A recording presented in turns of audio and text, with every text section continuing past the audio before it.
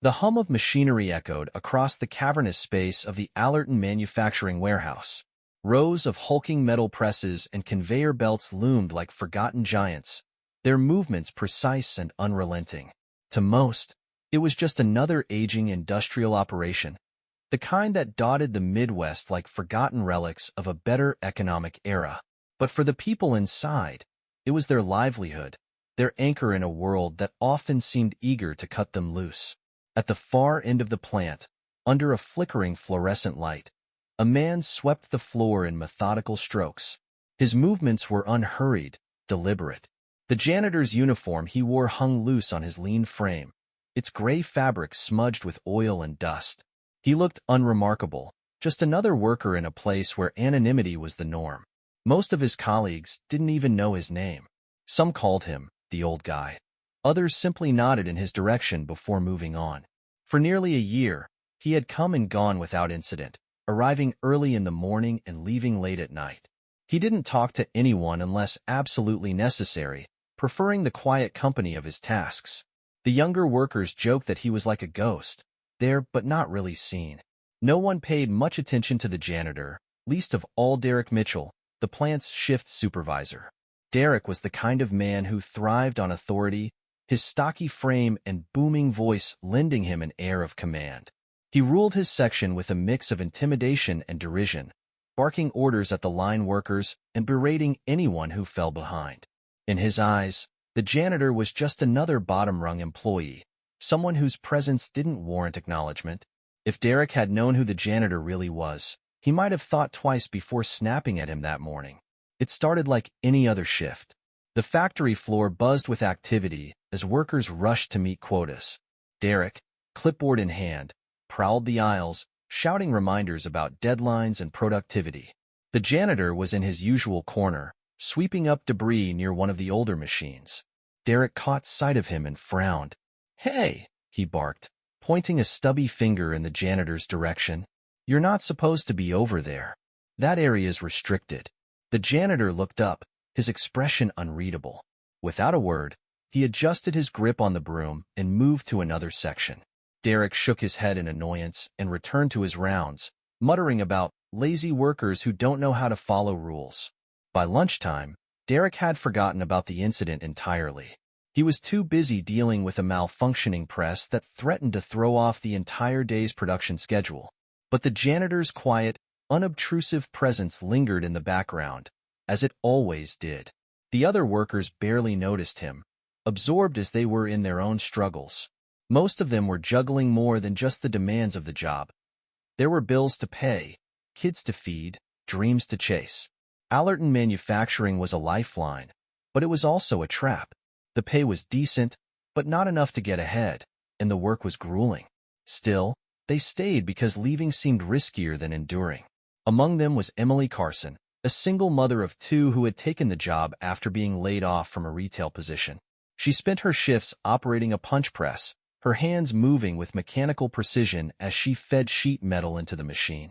Across the aisle was Luis Martinez, a former college athlete whose injuries had derailed his scholarship and left him working double shifts to support his parents.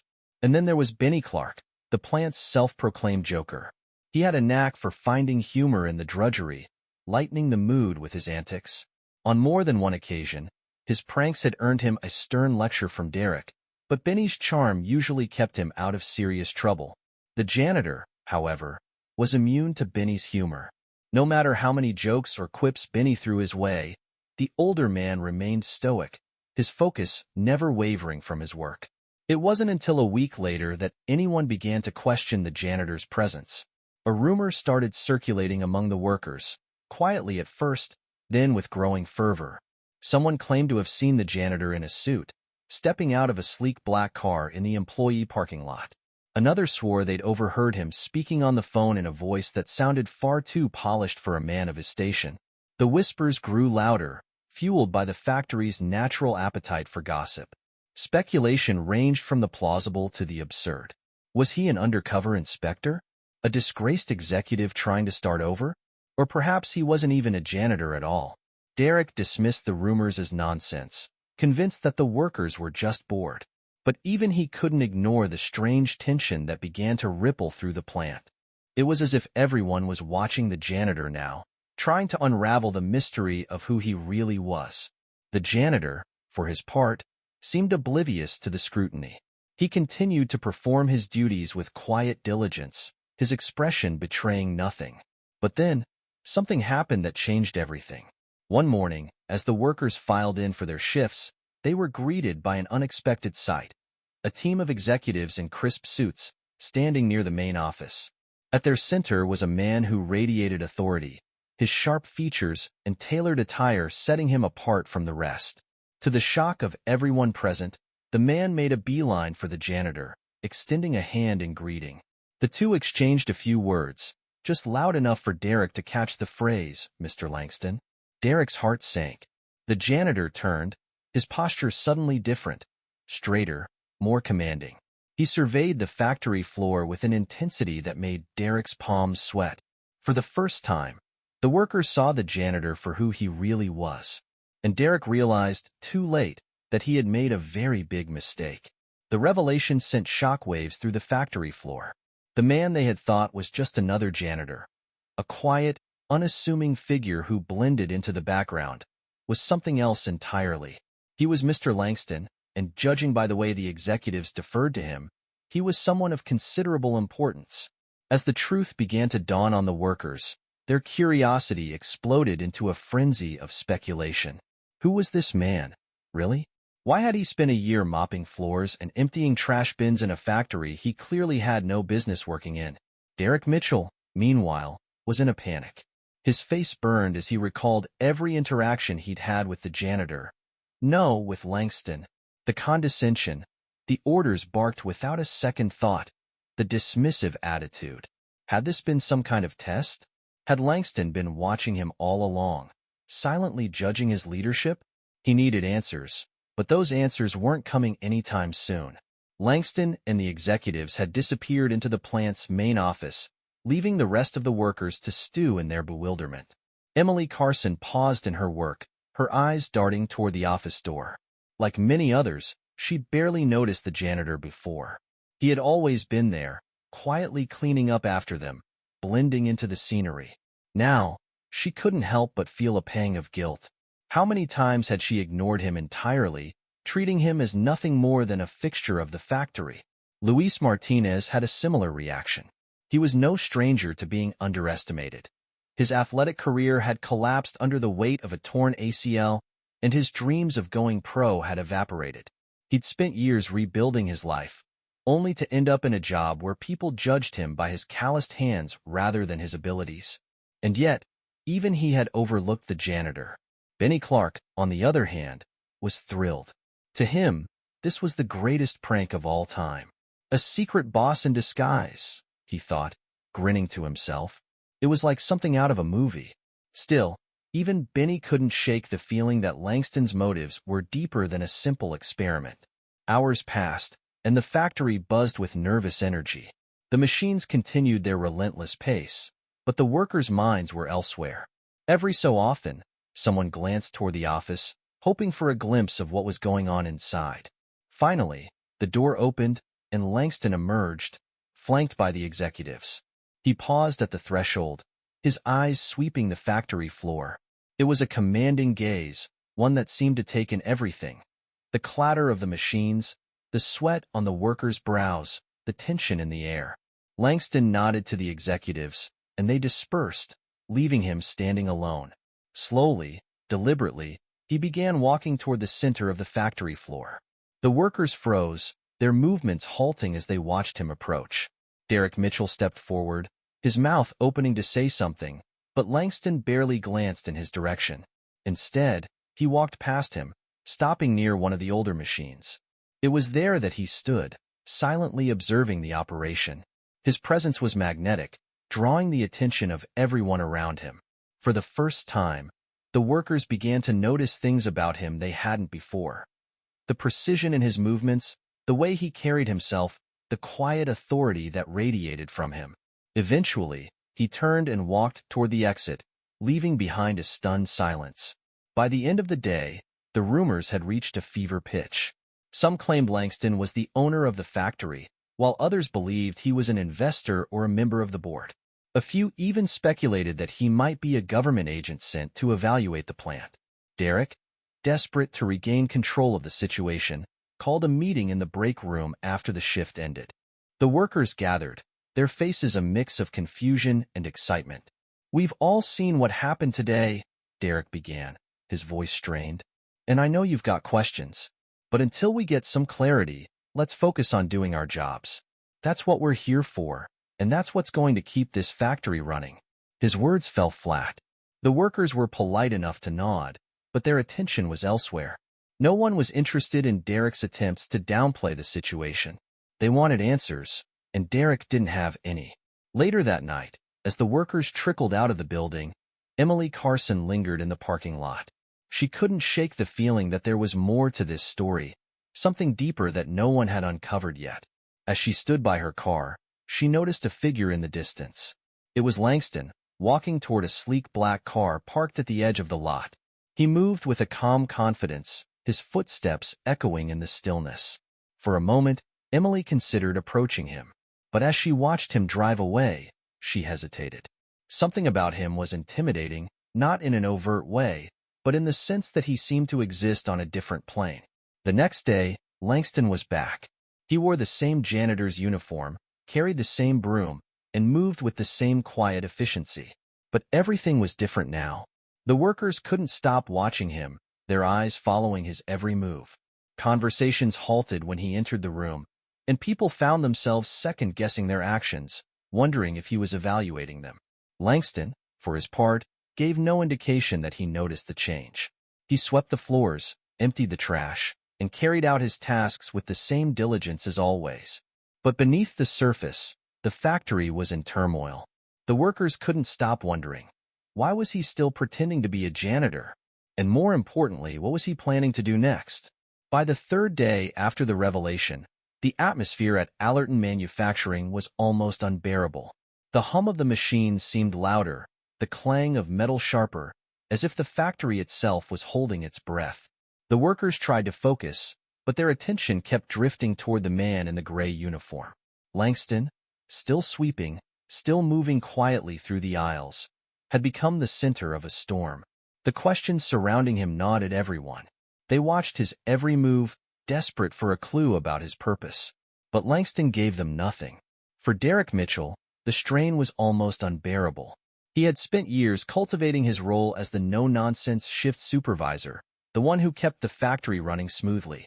Now, he felt like a performer on a stage, his every action scrutinized by an audience he couldn't see. Was Langston judging him? Did the man already have a file full of notes on his performance?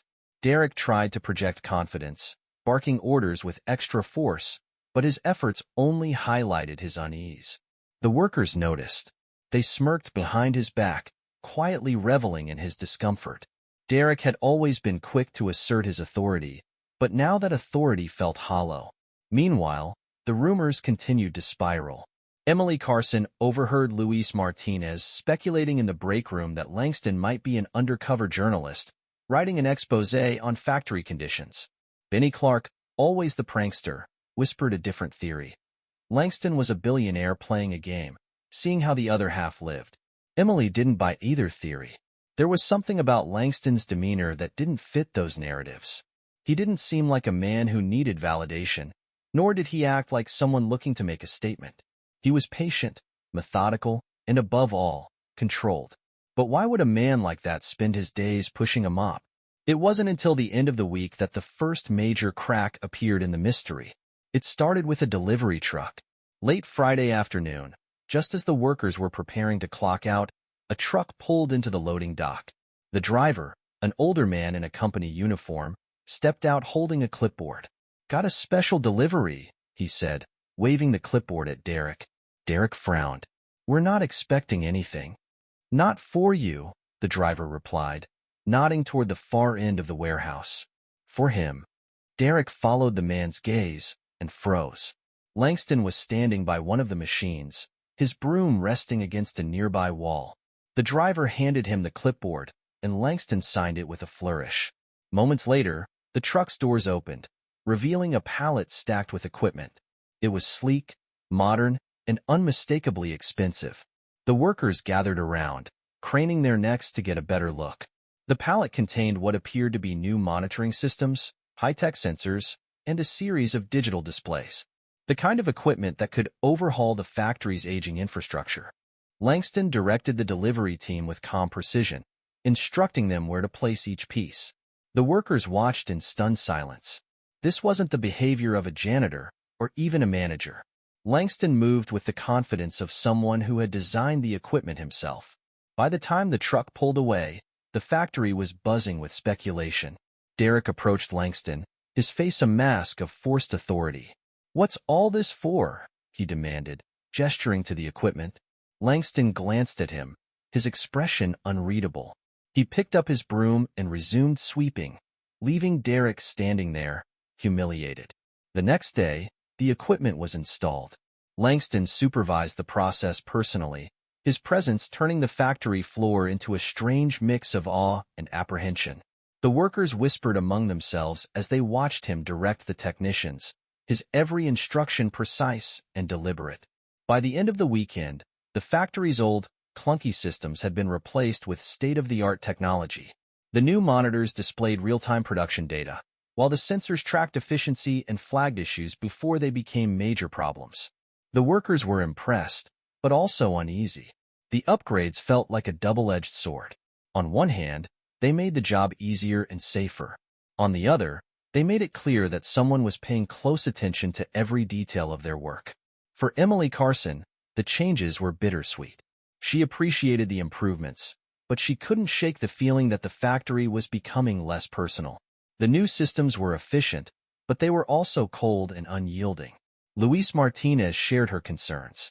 He had spent years learning to work around the factory's quirks, using his instincts to spot problems before they arose. Now, those instincts felt obsolete. But Benny Clark, true to form, found humor in the situation. He joked that Langston was turning the factory into a spaceship, complete with blinking lights and futuristic gadgets. His laughter, however, couldn't mask his growing unease. As the weeks passed, Langston's presence became increasingly difficult to ignore. The workers found themselves drawn to him, even as they feared what he might represent. He was an enigma, a man who seemed to exist outside the normal rules of the factory. And then, one day, Langston did something that stunned everyone. It was mid-afternoon, and the factory was running at full capacity. The machines roared, and the workers moved with practiced efficiency. Langston was sweeping near the main office, his movements as steady as ever. Without warning, he stopped. He leaned the broom against the wall and walked to the center of the factory floor. The workers noticed immediately. One by one, they paused, turning to watch as Langston climbed onto an empty crate. He stood there for a moment, his eyes sweeping the room. The silence was deafening. Even the machines seemed to quiet, their noise fading into the background. Langston raised his hand, and in that moment, the workers realized something they hadn't before. He wasn't just watching them. He had been waiting for the right moment to reveal what he had planned all along. Langston stood tall on the crate, his commanding presence radiating through the factory floor. For a man who had spent the past year blending into the background, he now held the attention of everyone in the room without saying a word. The workers froze, their tools and machines forgotten.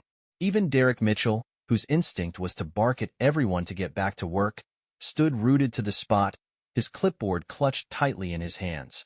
Langston raised his arm again, gesturing toward the new monitoring equipment that lined the walls. It wasn't just a collection of expensive gadgets, they realized. It was a reflection of a deeper change. The factory was evolving, and Langston was at the heart of it. After a long pause, Langston stepped down from the crate and walked toward the break room. His movements were deliberate, and his silence was almost louder than any words he could have spoken. The workers exchanged nervous glances before following him, one by one, until nearly the entire workforce had crowded into the cramped space.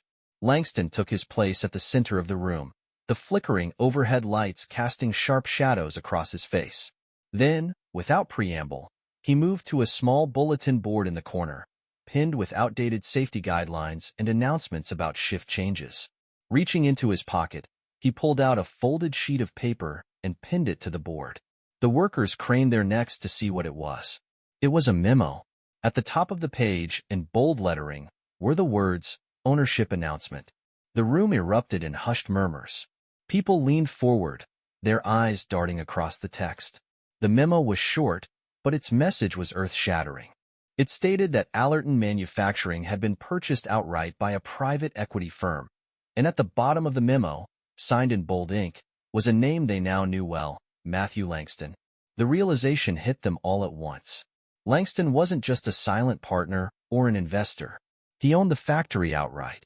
Derek's face turned pale, and his mouth opened as if to protest, but no words came out. The workers were stunned into silence, their thoughts spinning. Some felt awe, others confusion, and more than a few felt anger. But before anyone could react, Langston reached into his pocket again. This time, he pulled out a second document, a thick stack of papers bound together with a crisp blue cover. He held it up briefly, then set it down on the table in the center of the room. It was a proposal, clear as day, the title printed across the front, Employee Ownership Transition Plan. The room erupted again, but this time in gasps and scattered exclamations. The memo outlined a phased transition in which the workers would eventually become part owners of the factory. Langston had no intention of running Allerton like a typical corporate venture. Instead, he wanted to turn it into a worker-owned cooperative. The plan laid out clear steps. Over the next 5 years, Langston would remain in an oversight role, ensuring the transition went smoothly. During that time, employees would be offered shares of ownership, with profits reinvested back into the business and distributed among the workers. The new technology wasn't there to monitor or punish. It was meant to streamline operations, improve safety, and boost profits, which the workers themselves would share. For a moment, the factory was silent again, as if no one could quite process what they had just read. Finally, Langston reached into his pocket one last time. He pulled out a small stack of envelopes, each one labeled with a name. Moving through the crowd, he handed an envelope to each of the workers, taking his time to make eye contact with every person he approached. Emily Carson was one of the first to receive her envelope. She hesitated before opening it, her hands trembling slightly. Inside, she found a letter of acknowledgement, detailing her initial stake in the factory's ownership plan. It wasn't much, just a starting point, but it was more than she had ever imagined. Luis Martinez opened his envelope and found the same thing. He stared at the letter for a long moment, his mind flashing back to the years he had spent feeling stuck, working long shifts with no real end in sight. For the first time, he felt something new, hope. Even Benny Clark was uncharacteristically quiet as he read his letter. He had always joked about how little control they had over their lives at the factory, but now, Langston was offering them something no one else ever had, a stake in their own futures. Derek Mitchell was the last to receive his envelope. When Langston handed it to him, their eyes met, and for the first time, Derek saw the man for who he truly was. Not just a boss, but a visionary who had been watching, evaluating, and planning from the very start. Derek's letter was different from the others. It included an additional note, a subtle but firm reminder that leadership required accountability, and that his position would only continue if he could earn the trust of the workers. By the time Langston left the break room, the energy in the factory had transformed. The workers no longer saw him as an enigma or an intruder. He was their partner, their ally, and in some ways, their mirror. Over the next few months, the changes began to take shape. The new technology streamlined production, and the factory's profits began to climb. More importantly, the workers started to take pride in their jobs in a way they never had before. Emily Carson began using her stake in the factory to save for her children's futures. Luis Martinez found himself dreaming again, this time of ways to reinvest in the factory and his community. Even Benny Clark became more serious, channeling his humor into leadership that helped improve morale. And Derek Mitchell? He worked harder than anyone to prove he belonged.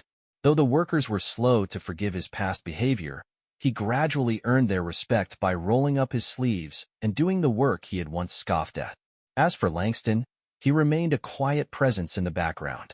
He no longer wore the janitor's uniform, but he continued to visit the factory regularly, offering guidance and support without fanfare. He had done what he set out to do. He had given the workers not just jobs, but ownership, dignity, and a sense of purpose. And in the end, that was the only legacy he ever wanted.